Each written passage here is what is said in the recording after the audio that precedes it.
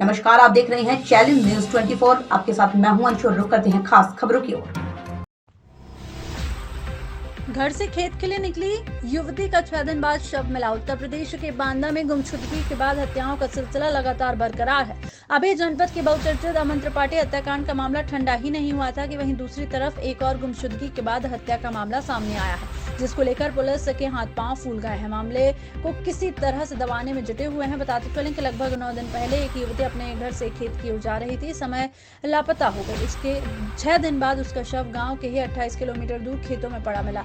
मृतक वंदना की पहचान छुपाने के लिए आरोपी उन्हें उसका चेहरा और उसका दाहिना हाथ तो चला दिया था, क्योंकि वंदना के हाथ में उसके भाई का नाम लिखा हुआ था। घटना के बाद से पूरे इलाके में सनसनी फैल गई है। वहीं स्थानीय पुलिस मौके पर पहुंचकर मामले को संज्ञान में लेते हुए शव को पोस्टमार्टम के लिए भेज दिया और पूरे मामले को सुलझाने में जुट गई। अब देखना ये होगा क्या पुलिस युवती की हत्या के मामले की गुत्थी को सुलझा पाती है या फिर मृतक वंदना के परिजनों को भी न्याय के लिए अमन त्रिपाठी के माँ बाप की तरह अनशन पर बैठना पड़ेगा। क्या नाम है आपका?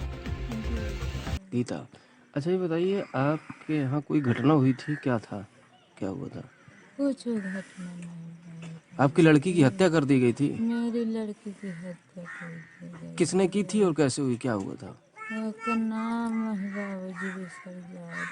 दिमाग में है। अभिषेक नाम का कोई लड़का बताया जा रहा है। क्या हुआ था? वो इधर से ले गया था। ये बताइए, आपकी बच्ची के साथ घटना हुई थी, क्या था पूरा मामला, किस तरह घटना हुई?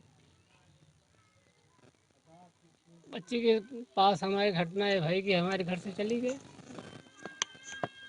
अब हमको जो है जब पता चला तो हम ढूंढने गए, ढूंढते रहे अपने। उसके बाद जो है ढूंढते ढूंढते 4-5 दिन बीत गए। अचानक हमको जो संदेशा मिला, तब लाश मिली हमको। किस अवस्था में लाश मिली थी बच्ची की आपको?